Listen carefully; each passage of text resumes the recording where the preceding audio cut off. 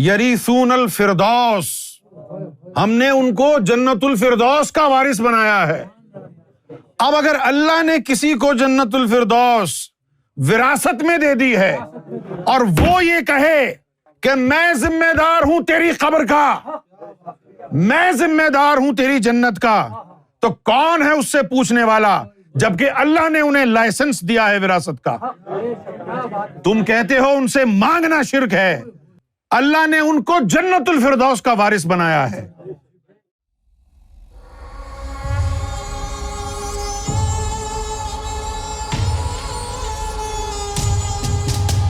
الف لام میم ذالک الکتاب لا ریب فیہ ھدی للمتقین۔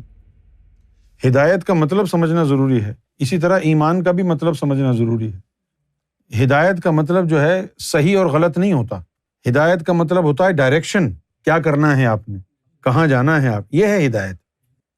ہدایت کا مطلب یہ نہیں ہوتا کہ جی آپ غلط ہیں یا صحیح ہیں۔ جس طرح گمراہ کا مطلب یہ نہیں ہوتا کہ آپ باطل ہیں، گمراہ کا مطلب یہ ہوتا ہے راستے میں آپ کھو گئے ہیں، پھر اگر کسی نے راستہ دکھایا تو پہنچ جائیں گے۔ تو گمراہ کا مطلب کیا ہو گیا؟ بھٹکنا۔ تو بھٹکنے سے مراد کیا ہے؟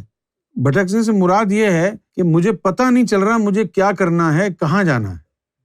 فرض کیا کہ میں ناربری جانا چاہتا ہوں اور میں کرائڈن میں ہی ادھر ادھر بھٹک رہا ہوں، اور لوگ مجھے پوچھتے ہیں ہاں بھائی تم ادھر ادھر کہاں جا رہے ہو؟ مجھے ناربری جانا ہے، لیکن میں ادھر ہی ادھر جو ہے گھوم رہا ہوں کیونکہ مجھے ناربری کا راستہ ہی نہیں معلوم۔ منزل کا معلوم نہ ہونا یا منزل پر پہنچا کیسے جائے گا یہ معلوم نہ ہونا گمراہ ہونا ہے۔ گمراہ ہونے سے مراد باطل نہیں ہے، کفر نہیں ہے۔ اسی طرح ہدایت سے مراد یہ نہیں ہے کہ آپ اچھے یا برے ہیں۔ ہدایت کا مطلب کیا ہے؟ اب سب لوگ اللہ کو منانے کی کوشش میں لگے ہوئے ہیں، جنت کو حاصل کرنے کی کوشش میں لگے ہوئے ہیں، اسی لیے نمازیں پڑھتے ہیں، داڑیاں رکھتے ہیں، دین پر عمل کرنے کی کوشش کرتے ہیں۔ یہ تمام چیزیں ہماری کیا ہیں؟ کوششیں ہیں۔ اب ہم سب کوششیں کر رہے ہیں نا کہ ہم کو جنت مل جائے، کوئی کوشش کر رہا ہے کہ اس کو اللہ مل جائے، تو یہ ساری کی ساری نماز، روزہ، حج، زکوٰۃ، یہ تمام چیزیں ہماری کوششیں ہیں، لیکن ہمیں پتہ نہیں ہے جنت کیسے ملے گی۔ اگر کسی کو پتہ ہے تو بتا دے۔ تو ہم جنت کو حاصل کرنے کی کوششیں کر رہے ہیں لیکن ہمیں معلوم نہیں ہے ملے گی کیسے۔ ہم اللہ کو حاصل کرنے کی کوشش کر رہے ہیں لیکن ہمیں معلوم نہیں ہے کہ اللہ کا سراغ کیا ہے۔ تو اب ہمیں کس چیز کی ضرورت ہے؟ کہ کوئی ہمیں ڈائریکٹ کرے، ہمیں ڈائریکشن دے۔ جب ہمیں ڈائریکشن ملے گی تو ہمیں پتہ چلے گا کہ یہ کام کریں گے اور یہاں پہنچ جائیں گے۔ اب مسئلہ یہ ہے کہ یہ جتنے بھی لوگ جنت کو پانے یا اللہ کو پانے کی کوششیں کر رہے ہیں، ادھر ادھر بھٹک رہے ہیں، اب کس کو ڈائریکشن ملے گی اس کا فیصلہ اللہ نے کرنا ہے۔ کوششیں سب کر رہے ہیں لیکن کون منزل تک پہنچے گا، کس کو ڈائریکشن ملے گی، اس کا فیصلہ اللہ نے کرنا ہے۔ اس لیے ہم کہتے ہیں کہ ہدایت اللہ کے ہاتھ میں۔ لیکن ہدایت ہے کیا؟ منزل کا صحیح تعین اور وہاں منزل پر پہنچنا کیسے ہے اس کا تعین، اور وہاں پر پہنچنے کے اسباب پیدا کرنا، یہ اللہ کا کام ہے۔ اچھا، فرض کیا کہ پہلے آپ نے جانا ہے مانچسٹر، اب آپ کہیں ادھر جا رہے ہیں، کہیں ادھر جا رہے ہیں، کبھی ادھر جا رہے ہیں، کبھی ادھر جا رہے ہیں، تو آپ کو کیا چاہیے؟ اب ڈائریکشن۔ پھر آپ کو ڈائریکشن ملی کہ جی M25 پکڑو یار، M25 سے جو ہے نا M40 پکڑو، M40 سے M42 پکڑو، M42 سے جو ہے M6 پکڑو، M6 سے مانچسٹر ایئرپورٹ کا سائن پکڑو A56، مانچسٹر ایئرپورٹ پہنچ گئے، پھر وہاں سے جو ہے سٹی سینٹر کا سائن پکڑ کے سٹی سینٹر میں پہنچ جاؤ۔ اب آپ مانچسٹر پہنچ گئے، اب آپ دوبارہ کال کر کے کسی کو کہتے ہیں کہ یار میں مانچسٹر تو پہنچ گیا ہوں، اب مجھے اس گھر میں جانا ہے جہاں کے لیے میں مانچسٹر آیا ہوں، اب اس کی ہدایت دو۔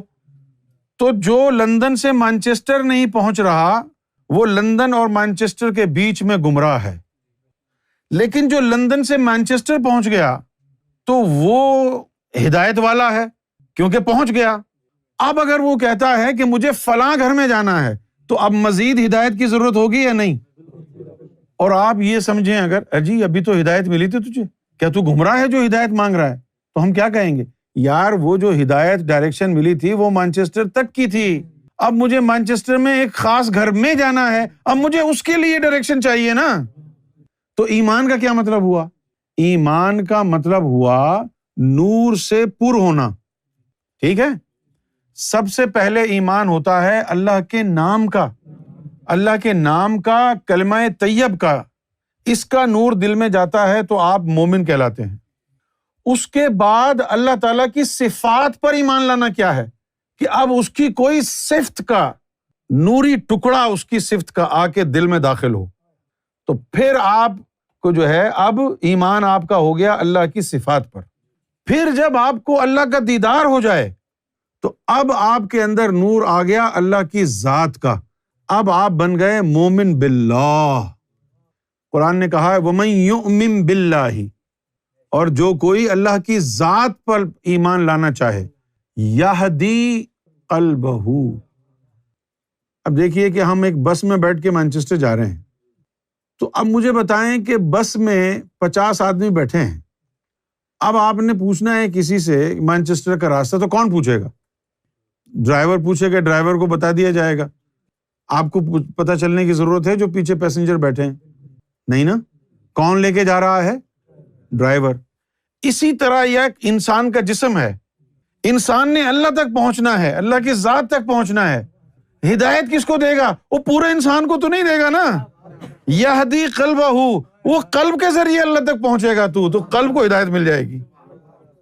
قلب کے ذریعے پہنچے گا نا اللہ تک، تو اللہ قلب کو ڈائریکشن دے دے گا۔ تو یہ مختلف درجے کے ایمان ہیں۔ اب جیسے سورہ مومنون ہے، وہ کہنے کو تو مومن ہے اس کا نام سورت کا، لیکن اس میں جو مومن کی صفت بیان ہوئی ہے وہ عام مومن کے اندر نہیں ہوتی ہے۔ پوچھئے وہ کون سی صفت ہے؟ اوے مومن تو جنت کے لیے دعائیں کرتا ہے، اس آیت میں لکھا ہوا ہے کہ یہ جنت کے وارث ہیں۔ اب یہ کون سے مومن ہے جو جنت کے وارث ہے؟ اب ہماری مجلس میں اماد الاسلام صاحب بھی بیٹھے ہیں، مولوی ہیں، عالم دین ہیں، ان کے سامنے ہم یہ کہتے ہیں کہ اگر اللہ نے اپنے یاروں کو، دوستوں کو جنت کا وارث بنایا ہے تو داتا اور خواجہ اور گوھر شاہی اگر کسی بندے کو کہہ دیں میں تجھے جنت دیتا ہوں، کون روکنے والا ہے جب اللہ نے وارث بنایا ہے ان کو؟ یہ اللہ تعالیٰ فرماتا ہے قد افلح المؤمنون، کہ کامیابی اس دن صرف مومنین کی ہے، باقی کوئی کامیاب نہیں ہوگا۔ اب مومنین کون ہیں؟ الذین، وہ لوگ، ہم، جو کہ، فی صلاتہم خاشعون، کہ جو اپنی نمازوں کے اندر ان کے وجود باطنی نماز سے نکل کر رب کے پاس چلے جاتے ہیں۔ اور والذین، اور وہ لوگ، ہم، جو کہ، عن اللغو معرضون، کہ وہ لوگ جو فضول کاموں سے اعراض کرتے ہیں۔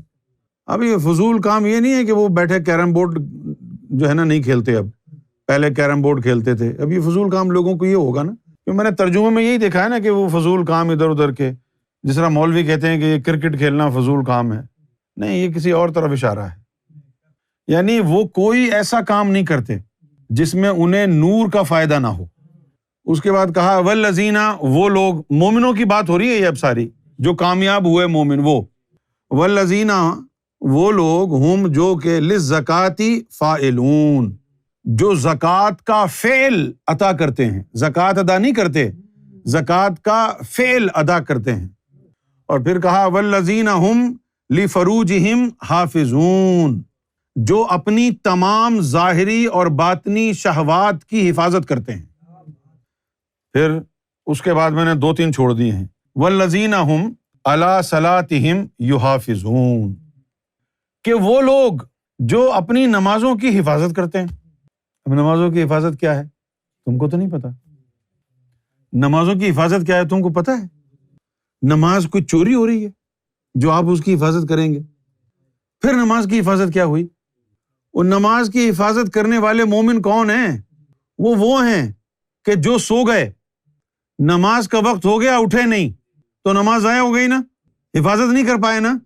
لیکن مومن وہ ہوں گے نا کہ جو سو جائیں، نماز کا وقت آئے، ان کے اندر کی مخلوقیں نکل کے نماز پڑھ لیں، نماز ضائع نہ ہونے دیں، اور وہ سوتا رہے۔ یہ ہے حفاظت نماز کی۔ والذین ہم علی صلاتہم یحافظون، کہ وہ مومن کہ جو نماز کی حفاظت کرنا جانتے ہیں، سو بھی رہے ہوں پھر بھی ان کے اندر کی چیزیں نماز ادا کر لیتی ہیں۔ پھر جب ایسے ہو جاؤ گے تو اللہ کیا کہے گا؟ اولئک ہم الوارثون، کہ یہ لوگ ہیں جن کو ہم نے وارث بنایا ہے۔ اور آگے تو دیکھو، چھوٹی موٹی جنت کا وارث نہیں بنایا، الذین یریثون الفردوس، ہم نے ان کو جنت الفردوس کا وارث بنایا ہے۔ اگر مجھے اپنے آباء و اجداد سے کوئی چیز وراثت میں ملتی ہے تو میری مرضی، میں اس میں سے جس کو چاہے حصہ بانٹ دوں یا نہیں بانٹ سکتا؟ اب اگر اللہ نے کسی کو جنت الفردوس وراثت میں دے دی ہے اور وہ یہ کہے کہ میں ذمہ دار ہوں تیری قبر کا، میں ذمہ دار ہوں تیری جنت کا، تو کون ہے اس سے پوچھنے والا، جبکہ اللہ نے انہیں لائسنس دیا ہے وراثت کا۔ تم کہتے ہو ان سے مانگنا شرک ہے، اللہ نے ان کو جنت الفردوس کا وارث بنایا ہے۔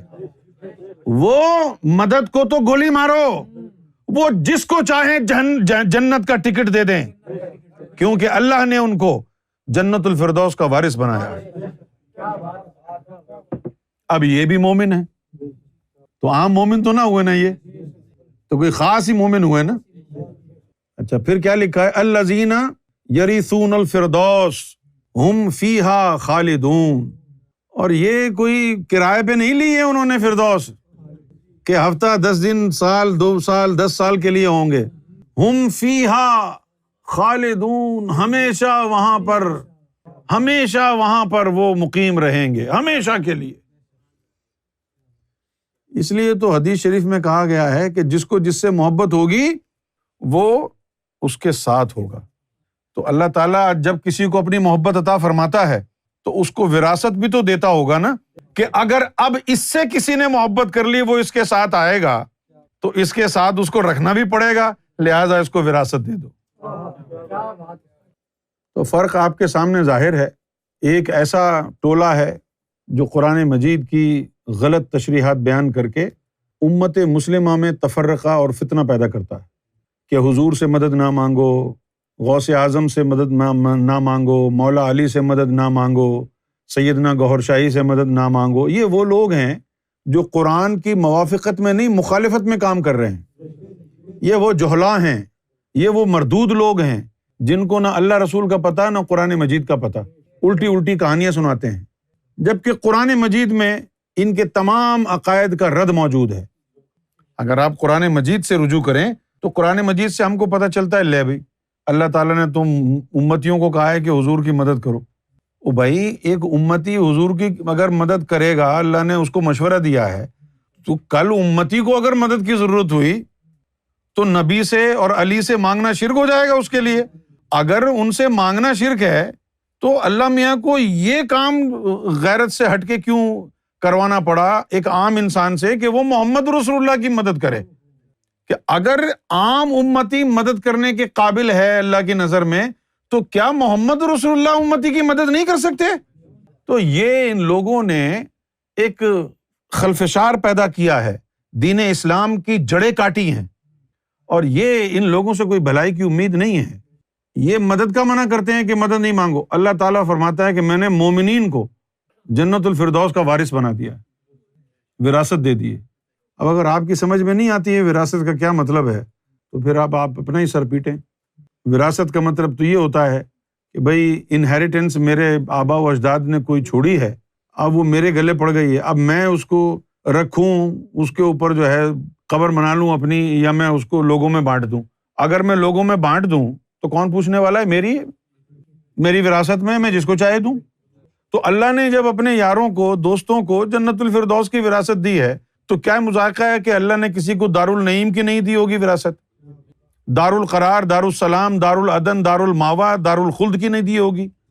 جب جنت الفردوس تک کی پلاٹنگ ہو گئی ہے، جنت الفردوس تک کی بات ہو گئی ہے کہ اس کی بھی وراثت ہم نے اپنے بندوں کو دے دی ہے، تو باقی جنتیں تو نچلے لیول کی ہیں۔ سب سے مشکل کام تو یہ تھا، یہ تو ایسی ہے جیسے کہ ایک گھر جو ہے تھورنٹن ہیتھ میں ہے اور دوسرا گھر سینٹرل لنڈن میں ہے، کہ اگر کوئی سینٹرل لنڈن میں کوئی ایون فیلڈ کا اپارٹمنٹ آپ کے نام کر دے تو کیا آپ کو یہ سمجھنے میں مشکل ہوگی کہ جی تھورنٹن ہیتھ میں نہیں دے سکتا؟ وہ سینٹرل لنڈن میں اگر وہ آپ کو بلڈنگ دے سکتا ہے تو تھورنٹن ہیتھ میں کیسے نہیں دے سکتا؟ تو اگر اللہ تعالیٰ نے جنت الفردوس کی وراثت اپنے بندوں کو دے دی ہے تو اس سے نیچے تو ساری چھوٹی جنتیں ہیں، ان کی وراثتیں تو ادھر ادھر بانٹ دی ہوں گی، بھائی اس میں تو جو بکرا گھوڑا جو بھی آئے بھر دو، کیونکہ زیادہ اسکروٹنی تو جنت الفردوس کی تھی، کیونکہ وہاں پر اللہ نے اپنا دیدار دینا ہے، جس جگہ اس نے دیدار دینا ہے اگر وہ جنت بھی اللہ تعالیٰ نے اپنے بندوں کو وراثت میں دے دی ہے تو پھر کیا رہ گیا؟ کیا رہ گیا پھر؟ اس کے بندے جن کو وراثت دی ہے، جس کو چاہیں لے جائیں، کھڑا کر دیں، آ جاؤ دیکھو یار کو۔ اچھا، جب میں قرآن کی باطنی تشریح بیان کرتا ہوں تو لوگ کہتے ہیں دیکھو جی یہ قرآن کو بگاڑ رہا ہے، تو تم خدا کا خوف کرو، تم خود پڑھو یار، یہ الفاظ قرآن کے ہیں، میں تو لوگوں کا ترجمہ بھی نہیں پڑھ رہا، میں تو اس طریقے سے ترجمہ کر رہا ہوں جو اگر آپ کو اردو آتی ہے آپ کو بھی سمجھ میں آ جائے۔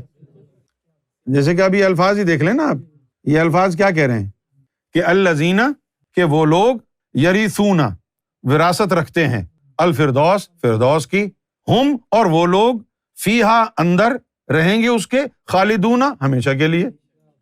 نہیں، وہاں سے تو ترجمہ بھی نہیں پڑھ رہے، ایک وہی ترجمہ کر رہے ہیں جو قرآن مجید کے عربی زبان کے مطابق ہے، اور 2 دفعہ کا، پہلے کہا اولئک ھم الوارثون، یہ جن مومنین کا میں نے ابھی ذکر کیا قرآن کہتا ہے اولئک ھم الوارثون، یہ وارثوں میں سے ہیں۔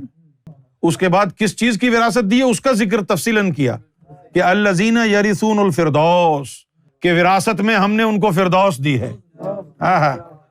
تو قرآن تو کہتا ہے کہ فردوس تک کی جو جنت ہے وہ اللہ نے اپنے بندوں کو وراثت میں دے دی ہے، تو قرآن کے مطابق تو مرشد اگر چاہے، جس بندے کو چاہے وہ فردوس کے اندر جگہ دے دے، کیونکہ اللہ نے اس کو وراثت دی ہے۔ لو جی، وراثت دے دی جنت کی اور مدد نہیں مانگنا ان سے، حد ہو گئی یہ تو، اور حد بھی ہوئی ہے جہالت کی۔ اب بتائیے کہ مولا علی اگر کسی بندے کو یہ کہہ دیں کہ جی آپ چھوڑیں سب کچھ، ہم آپ کو جنت الفردوس میں جگہ دے دیں گے، تو کیا مولا علی ایسا کر سکتے ہیں یا نہیں؟ پھر یہ پوچھتے ہیں کہ بھئی ان کے والد صاحب نے تو کلمہ ہی نہیں پڑھا تھا، ہے نا لکیر کے فقیر۔ ان کو دراصل بغض انہی ہستیوں سے ہے، جلیس الاولیاء، جلیس الانبیاء ہیں یہ، اور یہی وجہ ہے کہ انہوں نے ولیوں کی جو ہے، مولا علی کی، اولیاء کی، فقراء کی، اور فقراء اہل بیت کی مخالفت کی۔ آپ تاریخ اسلام پڑھ کے دیکھیں، اہل بیت اعظام کے جو ائمہ کرام گزرے ہیں، یا تو ان کو زہر دے کے مارا گیا یا ان کو جیلوں میں ڈال دیا گیا۔ امت نے، یہ نہیں ہے کہ صرف یزید تھا، 1400 سال سے آل رسول پر ظلم ڈھائے جاتے رہے ہیں، 1400 سال سے۔ صرف کربلا یاد ہے تمہیں، باقی کچھ یاد نہیں ہے اور پتہ نہیں ہے تمہیں۔